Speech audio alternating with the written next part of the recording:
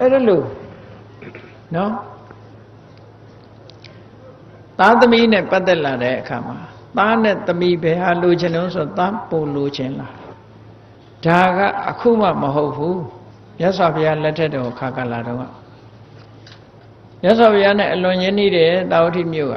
ပသိနေရီကောသလမင်းကြီးအဲ့ဒီပသိနေရီကောသလမင်းကြီးကအသိပညာအလွန်ကင်းပါတဲ့ဆင်းရဲသူအမျိုးသမီးဆင်းရဲသူဆိုတာဟိုမင်းမျိုးမင်းနွယ်တွေကမဟုတ်ဘူးသူကပန်းဥယျာဉ်စောင့်တဲ့ပန်းဆိုင်ပြိုးတဲ့မိသားစုတွေကအမျိုးသမီးလေးတယောက်မန္လိကာလို့ခေါ်တယ်ပညာရှိတယ်တွက်လက်တယ်ချက်ချတယ်အဲ့ဒါကြီးမိဖုရားမြောက်ထားပြောမယ်ဆိုလို့ရှိရင်မင်းမျိုးတွေကမဟုတ်သည့်အတွက်ကြောင့်မိဖုရားမြောက်ထားပြီမဲ့တွက်လက်ချက်ချမှုကြောင့်သူ့ကိုအားကိုးရတနေ့ကျတော့အဲ့ဒီမန္လိကာမိဖွားတာကောသလမင်းကြီးကမြတ်စွာဘုရားကျောင်းတော်ရောက်ပြီးဘုရားရှိခိုးစကားထိုင်ပြောနေတဲ့အချိန်နောက်ကညတော်ကလူတယောက်လိုက်လာပြီးဘုရင်ကြီးနာကပ်ပြီးတော့တူတူလေးပါပြောတော့ဆိုမန္လိကာဒေဝီဒေဝဓိတာဝိဇာတာမန္လိကာမိဖုရားကသမီးလေးမွေးပါတယ်လို့လာပြောသွားနော်မန္လိကာဒေဝဒေဝီဓိတရံဝိဇာတာသမီးကလေးမွေးပါတယ်လို့ပြောတော့ကောသလမင်းကြီးကမျက်နှာကြီးပြက်သွားမျက်နှာပြက်သွားဒီလိုပဲမျက်နှာပြက်ကြလားမသိဘူးဟုတ်တော့တယ်တခါကျတော့အမှတ်မထင်ဗမာဇလန်းနေတဲ့တောင်ပါသေးတယ်နော်မွေးပြီဟာဆိုဟာသားကလေးတယ်ဆိုရင်တော့ပြောနေကြတာတွေ့တယ်နော်သမီးတယ်ဆိုရင်မျက်နှာပြက်သွားတာတော့ပြောတတ်ဘူးအဲ့ဒီမှာမန္လိကာမိဖုရားဟာသမီးတော်ကိုမွေးဖွားပါတယ်လို့ဆိုတော့ကောသလမင်းကြီးကမျက်နှာပြက်သွားမြတ်စွာဘုရားကသိလိုက်တဲ့အခါကျတော့ကောသလမင်းကြီးကိုဖြောင်းပြပြီးတော့ဘာစကားပြောလိုက်တော့ဘုရားပြောတာလေးကိုမှတ်တာနော်သမီးမွေးလို့ရှိရင်မြတ်စွာဘုရားရဲ့မြတ်စွာဘုရားကအားလုံးကိုမြင်ပြီးတော့လူအားလုံးစိတ်ချမ်းသာစေရလူတွေကတစ်ဖက်ဖက်မြင်တာကိုမြတ်စွာဘုရားကဘက်ဆိုမြင်ပြီးတော့ဟောတာအဲ့ဒီမှာဘုရင်ကြီးကိုအားပေးတာဘယ်လိုပေးအားပေးတော့ဆိုအဋ္ဌိပိဟိဧကိစီယသေယပောတဇနာတိပါ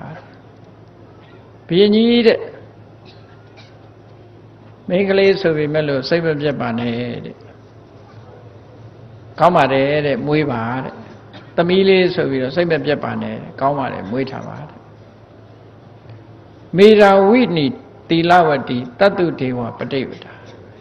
အဲ့ဒီသမီးမိန်းကလေးလေးကအသိပညာထက်မြက်တယ်နော်ကိုချင်းသီလတွေကောင်းတယ်